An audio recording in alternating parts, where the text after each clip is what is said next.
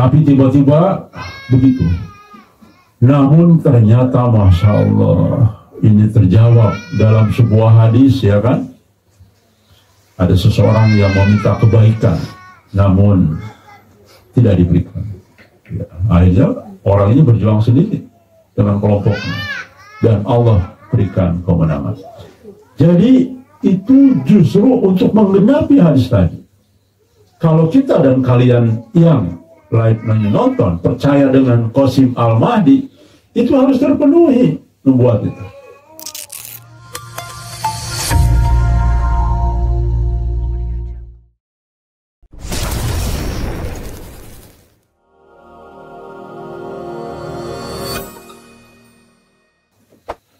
Dan ternyata ketika saya mencoba menampilkan mimpi lama, Masya Allah, rekan sekalian, yang lebih hebat lagi adalah ternyata mimpi-mimpi itu menjadi kenyataan. Banyak sebetulnya mimpi-mimpi teman-teman lama 5 tahun, 6 tahun yang lalu, yang tadinya kita anggap biasa-biasa saja, kita sepelekan biasa-biasa karena tidak tahu takwilnya. Dan ketika kita takwilkan, Masya Allah, benarlah mimpi-mimpi itu. Ya. Baik rekan sekalian. Sebab ingat 5-6 tahun yang lalu kita belum apa-apa, belum tahu saya seperti apa, nantinya seperti apa, teman-teman seperti apa, gajah seperti apa, belum ada yang tahu. Orang baru berdiri kan, pokoknya percaya mimpi Qasim saja. Bahkan kita tidak pernah mencoba mengulas mimpi yang lain, hanya mimpi Qasim saja waktu itu ya. Dan saya pun termasuk yang patuh, mimpi Qasim saja. Baik. Jadi ini luar biasa di situ. Ternyata mimpi yang lama teman-teman itu menjadi fakta, benar semua mimpinya ya. Baik, salah satunya adalah mimpi Mas Irfan dari Jogja. Inilah takwil yang sesungguhnya. Dan saya mencoba menampilkan dari beberapa sudut pandang, kemudian beberapa kitab. Ternyata sama intinya, sejalan. Baik, saya ambil seperti yang biasa dari metode Ibnu Sirin ya, setelah saya lihat sama hasilnya. Ini mimpi Mas Irfan ini terjadi tahun 2020. Berarti gajah awal, baru 1 tahun gajah ya. Gajah itu kan 2019 kita dirikannya, awalnya lah ya. Dia menyatakan 3 kali berturut-turut dalam 1 malam mimpinya, sambung menyambung. Tidur lagi, mimpi, bangun lagi, mimpi lagi. Mimpinya sebagai berikut. Yang pertama, mimpi pertama, saya sedang bermain dengan handphone dalam mimpinya di samping tempat tidur. Terdengar suara berkata, mereka orang yang pemberani dan mereka tidak gila. Jadi sejalan juga nih dengan mimpi Qasim tadi kan, yang orang berbeda jalan. Sejalan betul ya. Terus sekalian, nanti kita akan paham. Ternyata hasil takwilnya ini sedang menceritakan kelompok Goroba itu. Ini stressingnya ke situ, hasil takwilnya. Baik, kita teruskan. Jadi mereka ini orang pemberani, mereka bukan gila. Ya. Lalu diperlihatkanlah gulungan kerajaan berwarna coklat muda. Di gulungan itu ada 7 nama. Nama pertama yang jelas adalah Ketua Majelis Gajah. Yang lainnya beliau bilang tidak jelas. 6 lagi. Berikutnya, sedangkan nama-nama lain tidak jelas, tidak bisa dibaca. Oke, itu mimpi pertama. Dia terbangun. Lalu kemudian tidur lagi. Tiba-tiba dalam mimpi kedua, saya di gedung bertingkat. Turun ke bawah sambil membawa handphone lagi. ada suara berkata, Kang Diki tidak akan percaya namanya ada dalam mimpi. Jadi pembuktian kedua nih, jadi artinya memang terbuktikan. Dulu kan hampir tidak ada orang yang memimpikan saya kan. Nah kemudian jadi terus menerus ada ya. Jadi pembuktian juga sebetulnya. Yang berikutnya, mimpi ketiga. Dia bangun lagi, terus tidur lagi. Saya melihat 10 sampai 12 orang yang berbaju putih. Ada suara yang tidak jelas dari mana suaranya, tiba-tiba ada suara. Itulah agama yang sesungguhnya.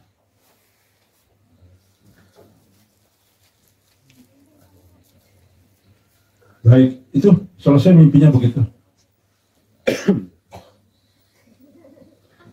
Dulu waktu saya membaca ini, saya tidak terlalu paham dan hampir keliru ya, memikirkannya mimpi. Walaupun hanya selintas juga sih memikirkannya. Saya kan orang yang ya tidak berpikir ke arah mana-mana. Yang penting mengingatkan umat Islam bahwa ini sudah akhir zaman dan nanti sebentar lagi akan banyak orang yang murtad. Itu aja pikiran saya. Jadi harus warning. Kebetulan 11 tahun sebelumnya saya itu bergelut dalam bidang mencegah pemurtadan. Jadi karena jiwa korsa saya itu kuat untuk mencegah pemurtadan, sampai saya nyusup ke gereja, pura-pura jadi orang Kristen, nyanyi-nyanyi.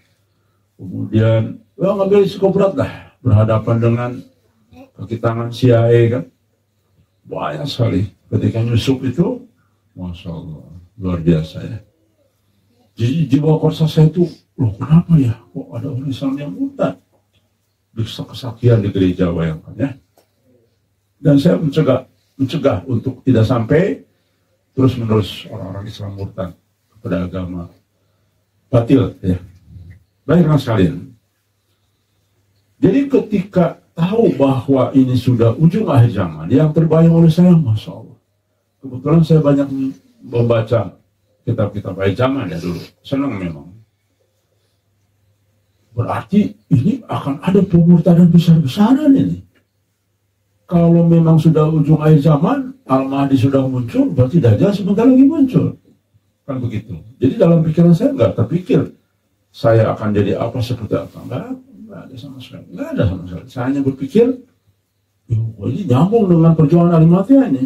Untuk mengingatkan umat, ini di ujung akhir zaman, hati-hati pemurtadan Dajjal, pemurtadan besar-besaran. Ya, baik. Itu saja rekan sekalian. Kembali kepada mimpi tadi. Ya. Kita tampilkan. Mimpi pertama.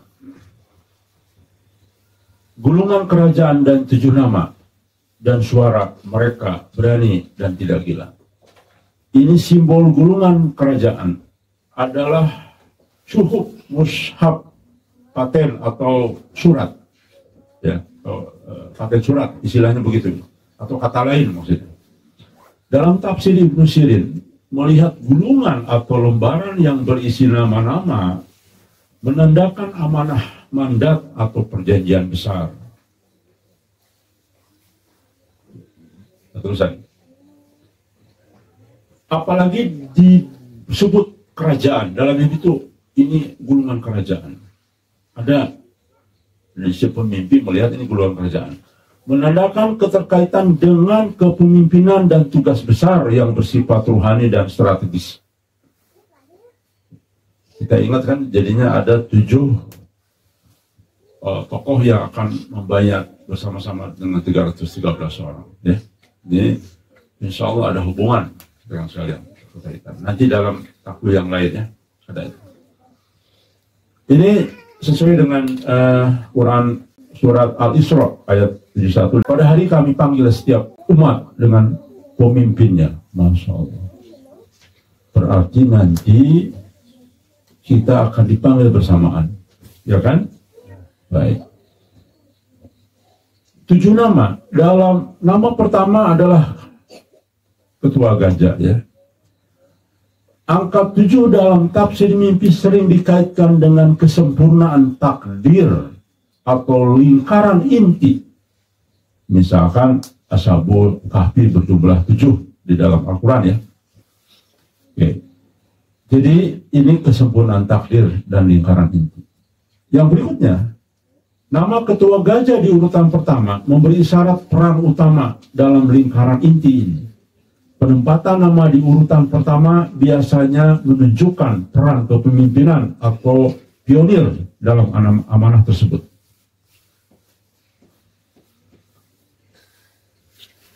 Terusan, ini tidak harus berarti kepemimpinan duniawi, bisa juga kepemimpinan rohaninya, ya termasuk pemimpinan rohani, termasuk pemimpinan intelektual, keberanian moral yang membedakan. Kan? Ini sejalan dengan mimpi Qasim tadi yang dibacakan oleh Mas Wada ya. Jadi begitu, ada orang yang berbeda jalan dan berani.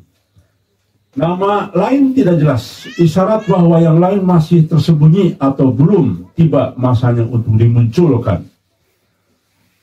Dan sekalian, ketika menampilkan ini saya berharap dan saya yakin yang lainnya ada di sini juga.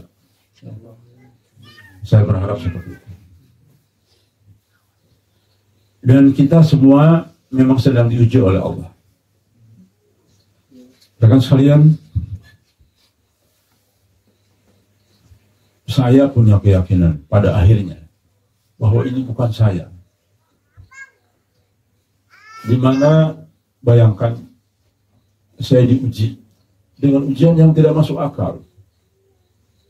Sementara kita berjuang menjahirkan dengan pengorbanan segalanya, ya. Pengorbanan masa depan dunia, pengorbanan semuanya lah ya. Tiba-tiba hanya urusan sepele dan bukan saya lagi yang pertama kali kasusnya ya. Saya ada di Indonesia, kok marah-marahnya sama saya, bahkan terus-menerus memanahi kita dari belakang supaya kita mati. Kira-kira begitu. Dan memang betul, ini serius. Kita supaya mati. Makanya tinggalkan dik tidak sebagainya. Rekan sekalian, saya mengukur diri sendiri. Kalau ini saya pribadi, saya sudah sakit hati. Karena terbukti yang lain sakit hati, padahal yang lain ikut-ikutan aja perannya. Belok kanan, hampir semua belok kanan. Orang-orang yang pernah mengenal dekat dengan Qasim, yang pernah berjuang belok kanan sampai hari itu, termasuk orang Pakistan. Teman sekalian perlu tahu nih, orang Pakistan sendiri juga banyak belok kanan lah. Sakit hati dengan Qasim. Harusnya saya jauh lebih sakit hati harus, dan tidak mau lagi. Mungkin seharusnya saya ludahin mungkin wajahnya. Kalau saya ngikutin emosi kan. Dan saya tahu ini bukan diri saya gitu loh. Kalau karena diri saya pasti sakit hati ini. Saya cukup orang yang tidak mau mengalah juga, dan saya orang yang ketika megang prinsip, saya mempertahankan prinsip itu. Dan saya mudah juga sebenarnya tersinggung juga. Bukan orang sabaran juga sebetulnya. Apalagi latar belakang saya kan sering berantem. Ya. Berantem, bakbuk ya. Nah, rekan sekalian, jadi diuji betul. Dan saya yakin kalau bukan karena kehendak Allah atau pertolongan Allah, saya nggak mungkin berjuang di sini. Rekan sekalian. Jadi sebetulnya ini pertolongan Allah dan memang kehendak Allah. Maka saya kok bisa ya bersabar sejauh ini gitu, menghadapinya sampai hari ini. Nah, inilah yang dimaksud adalah takdir tadi ya, di dalam konteks. Jadi memang mungkin sudah takdir. Jadi Allah yang menyelamatkan hati saya, Allah yang membantu saya. Jadi bukan diri saya sendiri. Semua ini adalah pertolongan dan kekuatan Allah ya. Baik, kita teruskan. kalimat mereka orang pemberani dan tidak gila ini mengingatkan pada Quran surat Al-Hijr ayat 6. Ketika para nabi dituduh gila, Allah menegaskan mereka berada di atas petunjuk. Orang yang gila, justru yang benar adalah justru di atas petunjuk. Dalam tafsir klasik Ibnu Sirin dan yang lainnya, suara yang terdengar tanpa sosok dapat mengisyaratkan pesan ilahi dan atau malaikat, khususnya jika mengandung keberanian dan mententramkan. Ungkapan tidak gila mengingatkan kepada pembelaan Allah terhadap Rasulnya. Ya, persisnya sejalan dengan ayat Quran. Kalau mimpi yang benar itu sejalan semua. Ada artinya dalam Al-Quran, ada contohnya dalam Al-Quran. Makanya kenapa ahli takwil harus menguasai Quran. Ya. Demi nikmat Tuhanmu, engkau Muhammad bukanlah orang gila. Surat Al-Qalam. Pesan ini sering dimaknai sebagai pembenaran ilahi terhadap orang yang diragukan atau dituduh aneh oleh manusia di sekitarnya. Namun hakikatnya mereka berada di jalan yang benar. Ya. Jadi suara ini bisa ditakwilkan sebagai pembelaan dari Allah atas orang-orang yang membawa amanah kebenaran meski dituduh aneh dan ekstrim. Jadi orang lain mengatakan Siddiqi gila, tapi Allah mengatakan tidak. Itu rekan-rekan. Dan memang saya merasa betul keluarga besar saya semua menjauhi, ya. Bahkan sering tiba-tiba kirim dalil menasihati saya, gitu ya. Namun saya senyum karena saya sudah paham dalil ini, dan ini adalah bukan dalam konteks ini, ya. Oke, karena sampai hari ini oleh keluarga besar saya dianggap aneh dan dianggap gila, ya. Makna mimpi ini mengisyaratkan adanya lingkaran 7 yang memegang amanah besar. Salah satunya adalah ketua Gaza. Jadi ini mendeklar, mengumumkan. Sekali lagi, saya selalu berpikir ulang sebelum menampilkan ini, karena ini menceritakan tentang saya juga. Saya ini mengikuti apa yang Nabi lakukan dan Muhammad Qasim lakukan. Nabi hanya menyampaikan wahyu, walaupun isinya mengklaim dia Nabi terakhir. Demikian juga Muhammad Qasim. Muhammad Qasim menyampaikan sendiri, yang secara tidak langsung mengatakan sayalah Al-Mahdi itu, karena di dalamnya jelas sekali itu adalah sosok Al-Mahdi. Nah, jadi saya punya keberanian moral itu. Jadi kalau saya takutnya salah di depan Allah saja. Jadi rekan sekalian, di depan manusia saya sudah tidak peduli. Mau apapun sudah saya buktikan sampai hari ini. Ngomong apapun, menyakitkan apapun, atau bikin manuver apapun, saya hadapi. Dan saya tidak peduli. Yang saya khawatirkan Allah tidak ridho, itu aja. Jadi ketika saya benar nggak kalau saya menceritakan diri sendiri nih, saya merujuk itu, dan insya Allah ada ketenangan dalam hati saya, tidak apa-apa, ya. Karena ini yang menyampaikan adalah kalamillahi mubasyirat, apalagi yang dimimpikan oleh orang lain. Baik rekan sekalian, mari kita lihat. Terusan, mereka akan menghadapi tuduhan, ujian sosial, tapi Allah tegaskan mereka pemberani dan berada di jalur yang benar. Cocok kan dengan mimpi Qasim tadi? Ada seseorang yang berbeda jalan dengan Qasim, dengan aku. Orang ini jalannya nanjak, lurus, penuh risiko, tantangan, tapi dia terobos terus. Hasilnya apa? Mengumpulkan banyak orang. Sedangkan saya sendiri, ya mohon maaf, saya ini ragu, saya ini takut, makanya melingkar, dia cari aman. Itu pasti sendiri, cari aman deh, makanya muter-muter melingkar. Makanya ada dalam mimpi Qasim ditegur terus kan, Muhammad Qasim. Bahkan tergoda wanita dan sebagainya. Perjalanan hidupnya liku-liku lah.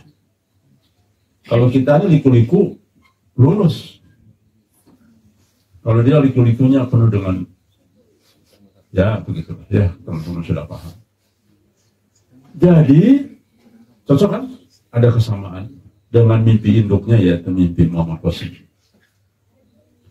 Simbol angka 7 dalam Quran dan hadis, lihat sekalian. Ini simbol 7 itu luar biasa, saya lihat ya. Sering muncul dalam wahyu dan sering melambangkan kesempurnaan, kelengkapan dan atau lapisan takdir. Tuh.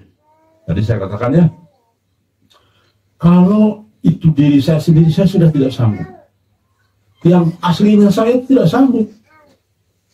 Dibela habis-habisan, sudah habis-habisan, saya sendiri juga sudah menutup duniawi, perspektif duniawi, sedang moncer-moncernya, bayangkan sebagai konsultan politik moncer-moncer kan, karena berhasil memenangkan presiden 2 kali. Berarti ini bisa go internasional, bisa menawarkan sistem ini ke Filipina, kemana-kemana, karena banyak yang pemilu kan, karena konsultan luar negeri pun banyak menawarkan ke sini kepada calon presiden, calon gubernur, itu banyak konsultan luar negeri. Jadi dunianya tuh sedang, artinya tidak mudah pengorbanan ya. Tapi tiba-tiba begitu. Namun ternyata Masya Allah, ini terjawab dalam sebuah hadis ya kan. Ada seseorang yang meminta kebaikan, namun tidak diberikan. Ya, akhirnya orang ini berjuang sendiri dengan kelompoknya dan Allah berikan kemenangan. Jadi itu justru untuk menggenapi hadis tadi. Kalau kita dan kalian yang nonton percaya dengan Qasim Al-Mahdi, itu harus terpenuhi membuat itu. Dan tidak mungkin, belum, mustahil orang sebentar lagi kok Qasim takdirnya akan tercapai, berarti itu harus terjadi. Nah, itu. Jadi janganlah kita jadi orang yang sifatnya dajjal. Dajjal itu nutupi sebelah. Ada kebenaran ditutupi sama dia. Padahal itu kebenaran sesuai dengan hadis-hadis Nabi Muhammad SAW. Oke, lihat. Allah menyebutkan angka 7 itu dalam Al-Quran. 7 langit dan 7 bumi. Allah lah yang menciptakan 7 langit dan dari bumi yang semisalnya. Ini melambangkan keteraturan hierarki atau kesempurnaan ciptaan. Lihat, luar biasa ya, cara menakwilkan itu dahsyat. Allah menggambarkan mimpi itu persis sesuai dengan wahyu-wahyu yang ada dalam Quran. Makanya mimpi mubasyirat itu adalah masih mengandung unsur kenabian, masih mengandung unsur wahyu, walaupun kecil. Makanya disebut dengan wahyu kecil. Dan itu kata saya banyak kitab-kitab mengatakan mubasyirat itu wahyu kecil. Jadi harus sama sejalan dengan Quran ya isinya. Tawaf dan sa'i 7 kali. Bagian dari ibadah inti haji mengisyaratkan pensucian total, melambangkan angka 7. Sudah biasa ya. 7 ayat Al-Fatihah disebut sab'an mina matsani, yaitu Quran surat Al-Hijr ayat 87. Inti petunjuk hidup. Kan Al-Fatihah itu induknya Al-Quran. Luar biasa ya, kesempurnaan dari angka 7. Jadi kalau ada mimpi menunjukkan angka 7, itu adalah takdir yang sempurna, yang pasti terjadi. Allah akan jadi, walaupun hambatannya seperti apa. Karena Allah bertaruhkan, kan nggak mungkin Allah gagalkan ya. Kecuali orang itu bermasalah dan tidak tahu diri. Hadis Rasulullah menyebut 7 golongan yang mendapat naungan Allah di hari kiamat. Nah, maka saya pernah mengatakan ke teman-teman, takdir saya pasti takdir teman-teman. Kalau saya membawa Anda ke neraka, takdirnya kemana? Ya ke neraka lah. Ayo kita dugem rame-rame yuk. Yuk kita maksiat mata, yuk cuci mata. Ke Bali sama-sama rame-rame. Nah itu kan tergantung leader kan. Oke, jadi jelas ya. 7 golongan yang mendapat naungan. Di dalam tafsir ruhani, angka 7 sering dikaitkan dengan kelengkapan syab atau kelompok inti yang memikul tugas amanah besar yang satu sama lain melengkapi perannya. Persis ya. Jadi nanti akan ada 7 orang di sekeliling Muhammad Qasim ya, sebagai pembantu utama. Dan sudah jelas di sini ketua gajah bawa gerbong besar ya. Begitu. Ini isi mimpinya, bukan kata saya ya. Ini kata Allah dalam Mubasyirat. Mimpi kedua, ini kira-kira saya lihat. Tadi mimpi pertama jelas ya. Mimpi kedua, turun gunung.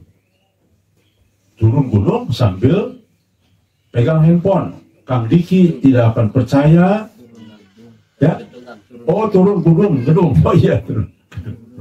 Banyak. Kok jadi gunung? Turun gedung sambil pegang handphone. Ada suara. Tiba-tiba ya. Kang Diki tidak akan percaya namanya ada dalam mimpi-mimpi ya. Dulu betul memang. Saya bahkan kalau tidak salah nih ya. Ini mimpi kedua. Tiba-tiba ada dalam mimpi saya. Dulu pertama mimpinya almarhum Balia ya. Saya kan lagi, oh masa saya ada dalam mimpimu? Iya. Saya apa ya, sekedar seolah setengah main-main aja, ya bercanda gitu. Karena nggak tidak memahami takdir sampai di sini. Oh gitu ya.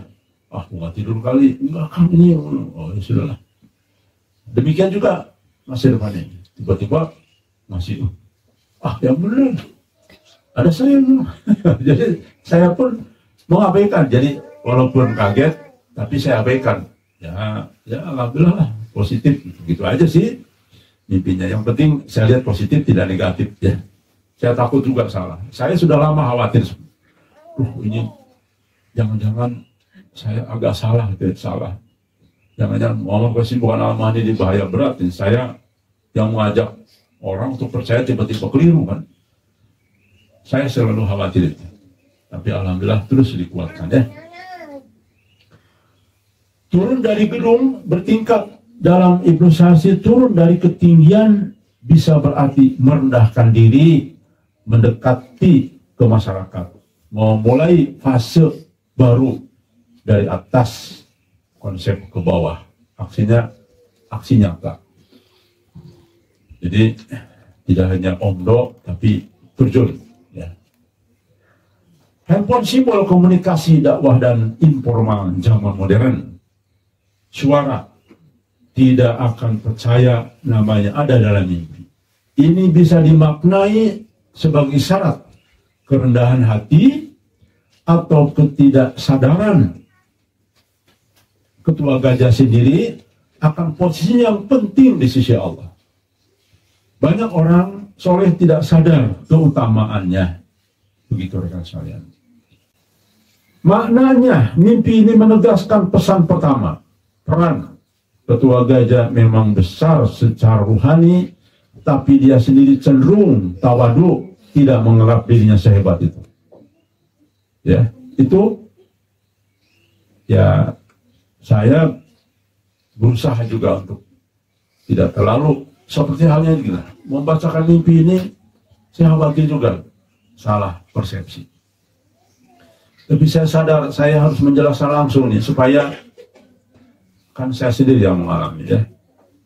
Kalau orang lain bisa jadi kurang pas. Tapi biarlah sekali lagi saya katakan, toh ini mimpi orang lain, saya hanya membacakan. Yang menakwilkan juga bukan saya, tapi kitab Ibnu Sirin yang menakwilkan. Saya membacakan. Sama dengan apa yang para nabi sampaikan juga kan ya. Oke, mimpi ketiga 12 orang berbaju putih suara. Itulah agama yang sungguhnya. Ini sejalan dengan mimpinya Mbak Nia ini. Mbak Nia kan ada 11 orang. Ya? 10 sampai 12 orang nih. Antara, jadi Mas Irfan tuh menjelaskan saya, Mas ini tuh kok ada 10-12, ya pokoknya sekitar lah 10 sampai 12 orang.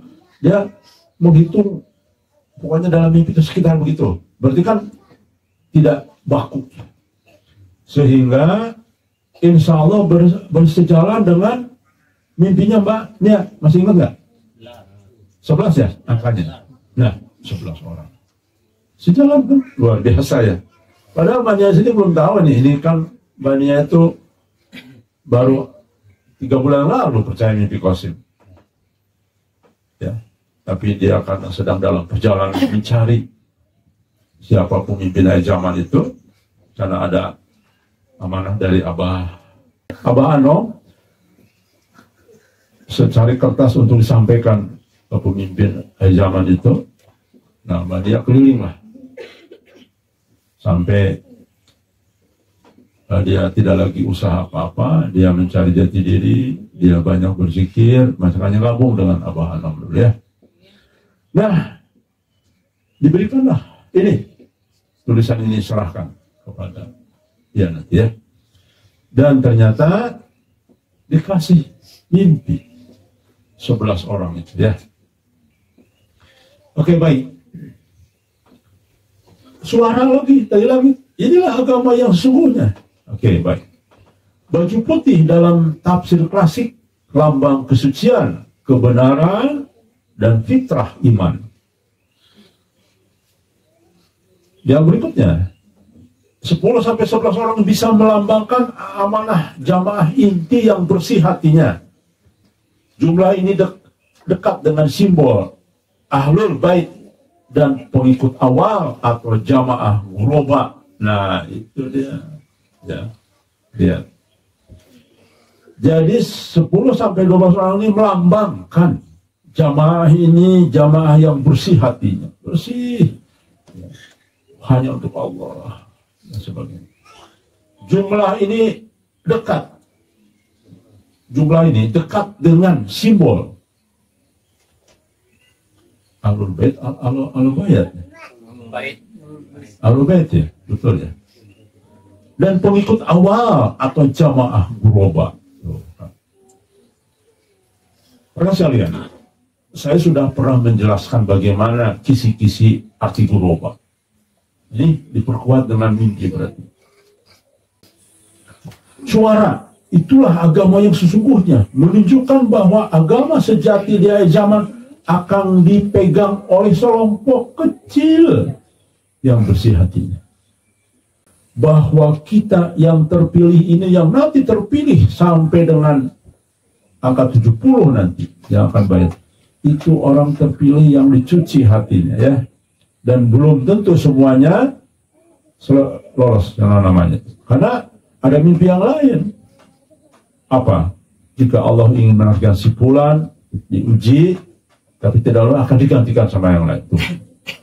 Jadi yang kemarin namanya 70 sudah ada, jangan berbangga diri, jangan. Kita nggak boleh.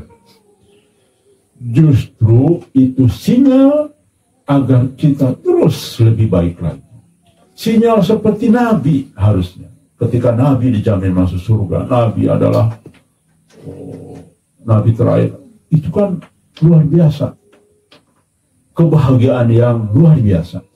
Tapi bukan disikapi dengan selesai perjuangan. Justru Nabi semakin kerja keras. Bahkan ibadahnya tidak pernah telat.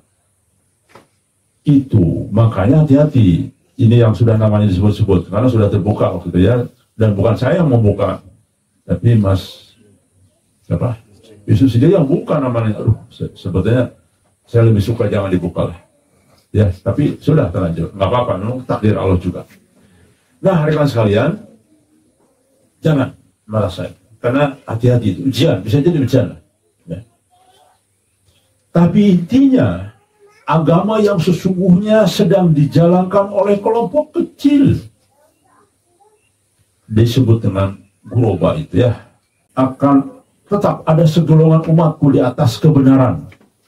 Maknanya, mimpi ini mengisyaratkan bahwa agama hakiki di akhir zaman akan dihidupkan oleh kelompok kecil kecil, yang bersih dan tulus. Tuh lihat, bukan oleh mayoritas yang terjebak formalitas tuh. Formalitas tuh pakai gamis, pakai tongkat, ya, kemudian udang ini udang ya, pecinya segede ban Vespa banyak. Jadi bukan itu kebenaran tuh, orang yang jujur dan polos. Ya, ya, tuh hakiki. Baik.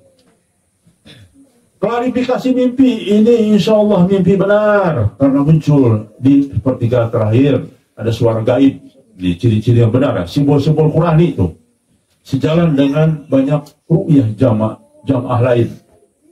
Sejalan kan? Ya. Ada indikasi ru'yah jamaah atau tawatur riwayat ru'yah karena banyak mimpi lain yang menyinggung lingkaran 7 orang. Ketua gajah dan jamaah putih di akhir zaman melambangkan putih.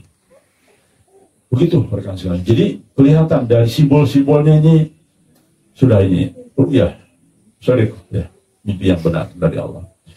Kesimpulan takbir utama, mimpi Mas Irfan ini menunjukkan pembentukan lingkaran amanah akhir zaman. 7 tokoh inti, salah satunya adalah ketua gajah dan jamaah putih. Tuh lihat, global yang membawa agama sejati. Masya Allah, rekan sekalian, mari saya ingin menyadarkan teman-teman di sini. Masya Allah, jika benar dan kita yakin benar, ini kitalah yang disebut dalam hadis. Masya Allah, teman-teman sekalian, seharusnya teman-teman itu menjadi orang yang soleh semua harusnya. Teman-teman tuh harus orang yang sudah bersih hatinya, sudah semangat terus. Bayangkan, bukankah ini luar biasa? Teman-teman ada dalam hadis sebagai kelompok gelombang. Saya mimpi ini ya, sekali bukan klaim nih. Jadi kalau ada orang fitnah-fitnah, silakan aja. Semakin banyak fitnah, bagus juga lah. Dosanya, ya, dosanya habis semua nanti teman-teman di sini habis semua. Wah, Diki Chandra dan pengikutnya gila semua itu. Wah, nggak apa-apa sudah. Jadi dosa semua teman-teman dihapus semua ya. Yang kedua, penguatan bahwa ada amanah besar yang akan dipikul oleh 7 orang pemberani dan namanya salah satunya adalah ketua gajah di urutan pertama. Jadi amanah besar ini. Jadi sekali lagi teman-teman sekalian, takdir teman-teman, takdir saya juga takdir teman-teman. Tapi hati-hati, dekat dengan saya pasti susah, pusing, disuruh ngelembur melulu. Disuruh, dikakit melulu. Ya, dikakit melulu. Tapi Masya Allah, ingat di surga nanti, Allah janji, Masya Allah. Bahkan helper-helper yang lolos nih dari ujian ini selama ada Qasim ini kan ujian juga lah, jangan salah. Di dalam salah satu tafsir mimpinya Qasim itu ujian bagi kita sebutannya. Ya, ujian itu Qasim, sosok Qasim ujian bagi kita, sedang diuji. Ayolah lihat nanti janji Allah pahalanya. Bahkan ketika masuk surga, di dalam mimpi Muhammad Qasim sederet kita dengan para sahabat Nabi. Masya Allah, kita bisa berapa? Masya Allah, ini Abu Bakar, Allah Quran. Ini umat, Masya Allah. Begini mungkin tingginya ya.